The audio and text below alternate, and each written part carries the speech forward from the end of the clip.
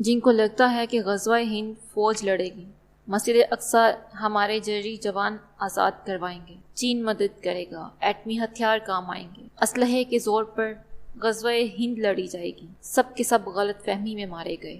ہاں، جن کو لگتا ہے کہ غزوہ ہند ایمان سے لڑی جائے گی، توکل علی اللہ سے لڑی جائے گی، وہ غزوہ ہند سے ایلیا تک اسلام کے جھنڈے گاڑیں گے۔ غزوہ ہند کے مجاہد آسمان سے چنے جائیں گے۔ جس نے جتنا تقوی اختیار کیا ہوگا وہ اتنا ابھر کر میدان جنگ میں سامنے آئے گا، اور جب کالے جنگی جہاز آئیں گے وہ خود بخود اللہ کے حکم سے متقین کے پاس آ کر رکیں گے کہ آؤ مجھ پر سوار ہو جاؤ۔ ان گنہگار آنکھوں نے تو یہی دیکھا۔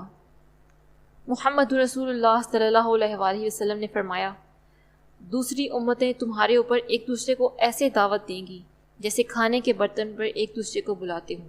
پوچھا گیا، یا رسول اللہ صلی اللہ علیہ وسلم، اس دن کی تعداد میں ہم کم ہوں گے؟ فرمایا، بلکہ تم اس دن بہت زیادہ ہو، لیکن جھاگ کی طرح ہو گے۔ اللہ تعالیٰ تمہارے دشمن کے سینوں سے تمہاری ہیبت کو نکال دے گا اور تمہارے دلوں میں وہن ڈال دے گا۔ یا رسول اللہ صلی اللہ علیہ وسلم، وہن کیا ہے؟ فرمایا، دنیا سے محبت اور موت سے کراہت۔ ہادی کامل، رہبر انسانیت، غمخوار امت کے رہنما صلی اللہ علیہ وآلہ وسلم 1400 سال پہلے آپ کو آگ کی بیماری ڈائگنوز کر کے بتا چکے کہ دنیا کی محبت آپ کے دلوں میں اس قدر گھر کر چکی ہوگی کہ موت یعنی اللہ سے ملاقات کو تم ناپسند کر رہے ہوگے۔ ابھی ریسنٹلی مسجدوں پہ اٹیک ہوا تو ایسے لوگ سامنے آئے جنہوں نے کہا کہ ابھی ہم نے دیکھا ہی کیا ہے دنیا میں، ابھی ہمارے بچوں نے کیا دیکھا ہے، کیا ہم پر ہی یہ جنگ مسلط ہونی تھی؟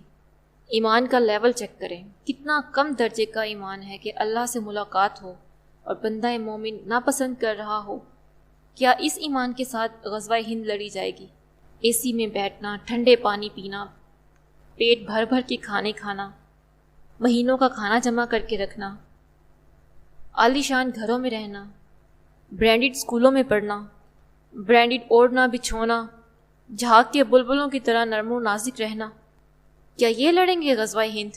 غلط فہمی در غلط فہمی، اللہ کہ وہ رحمان ان کی اصلاح کرتے اور کھینچ کر انہیں غزوہ ہند میں لے کر آئے۔ البتہ جنہوں نے اپنی بیماری کو ایڈمٹ کیا اور پھر نرم بستر چھوڑ کر فرش کو اپنا بچھونا کر لیا، مال و متاع چھوڑ چھاڑ کے، ہاتھ جھاڑ کے اللہ کی راہ میں نکل کھڑے ہوئے، وہ کیا سوچتے ہیں کہ یہ دنیا کا مال کہیں اللہ کی یاد سے غافل نہ کرتے، فوراً سے پہلے اللہ کی راہ میں خرچ کر دیتے ہیں۔ فاقے چل رہے ہوتے ہیں تو نبی صلی اللہ علیہ وسلم کا فرمان یاد کر کے تسبیح سے اپنی طاقت حاصل کرتے ہیں۔ اللہ کا قرب حاصل کرنے کے لیے بہانے سے روزے کی نیت باندھ لیتے ہیں۔ وہ حدیث ہے، للصائمی فرحتانی، روزے دار کے واسطے دو خوشیاں ہیں، ایک جب وہ روزہ افطار کرتا ہے اور ایک اپنے رب سے ملاقات کرتا ہے۔ روزے کی حالت میں بندہ اپنے رب کے زیادہ قریب ہوتا ہے۔ وہ لوگ پیوند لگے دو جوڑوں میں بھی اللہ کے شکر گزار ہیں۔ ایسے لوگ جن کے سانس سانس میں اللہ کے قرب کی حاصل کرنے کی جستجو ہو، اسی لگن میں رہتے ہیں کہ انہیں 100 زندگیاں بھی دی جائیں تو ساری کی ساری اللہ کی راہ میں قربان کر دیں۔ یہی وہ لوگ ہیں جب کنکر کو لا الہ الا اللہ کہہ کر دشمن پر پھینکیں گے تو اس کنکر کے سامنے بے شک ٹینک ہو یا انسانی گوشت ٹک نہیں سکے گا، پاش پاش ہو جائے گا۔ مجھے تو یہی سکھایا گیا۔ ابھی کچھ دن پہلے میں نے خواب دیکھا کہ انڈیا جب لاہور پر حملہ کرتا ہے تو اس کے گرد و نواح کے علاقوں میں بھی اس کے اثرات پڑتے ہیں۔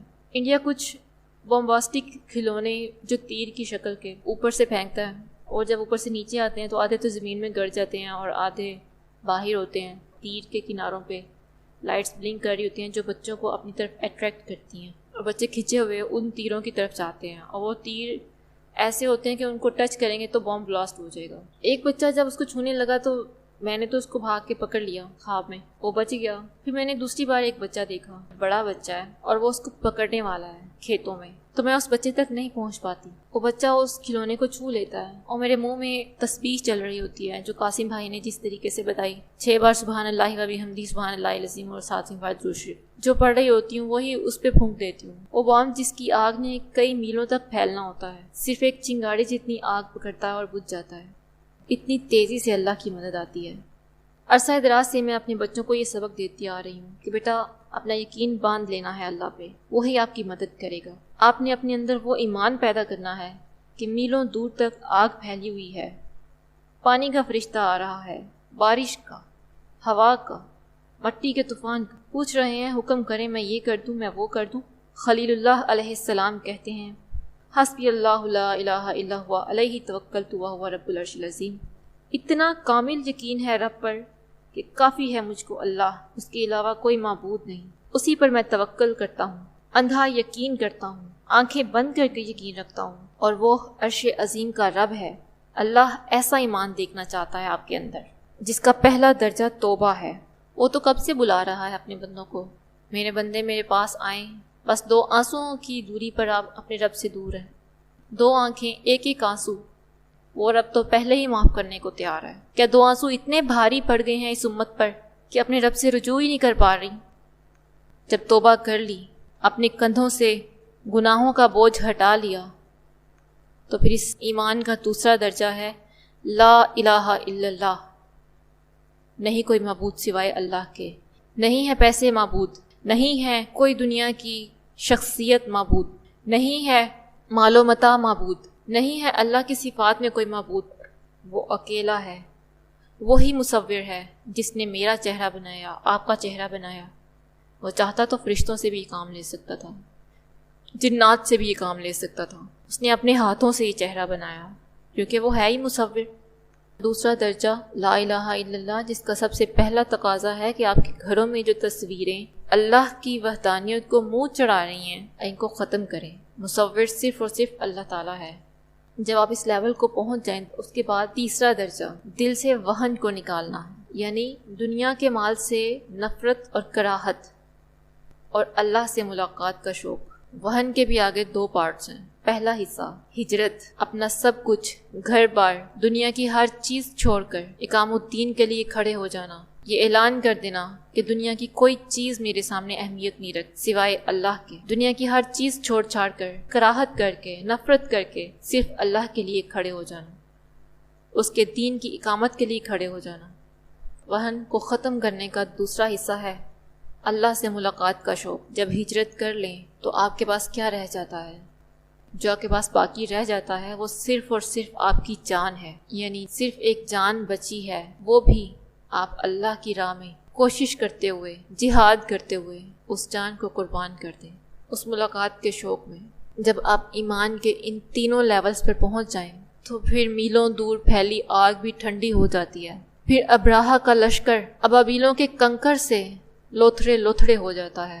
پھر جب ہجرت مدینہ کے موقع پر نبی اکرم صلی اللہ علیہ وسلم کے گھر کا قتل کے ارادے سے گھیراؤ کیے ہوئے تھے، اس وقت نبی اکرم صلی اللہ علیہ وسلم اللہ کے نام لے کر مٹی ہوا میں اچھالتے ہیں اور دشمن کو پتہ ہی نہیں چلتا نبی اکرم صلی اللہ علیہ وسلم کب چلے گئے، اور وہ صبح تک یہی سوچ رہے ہوتے ہیں کہ نبی اکرم صلی اللہ علیہ وسلم اندر ہی ہیں۔ پھر جب آپ ایمان کے اس لیول پر پہنچتے ہیں تو پھر ایک پتھر پر لا الہ الا اللہ پڑھ کر استھا پر پھینکا جائے تو وہ استھا وہیں پہ مر جاتا ہے۔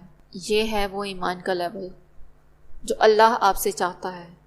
ان تینوں مراحل سے گزرے بغیر آپ اس لیول تک نہیں پہنچ سکتے۔ جب تک آپ اس لیول پر نہیں پہنچیں گے بھول جائیں کہ آپ غزوہ ہند جیت سکیں گے۔ اللہم اجعلنا من اصحاب المہدی، اللہم صل علی محمد و آلہ وسلم۔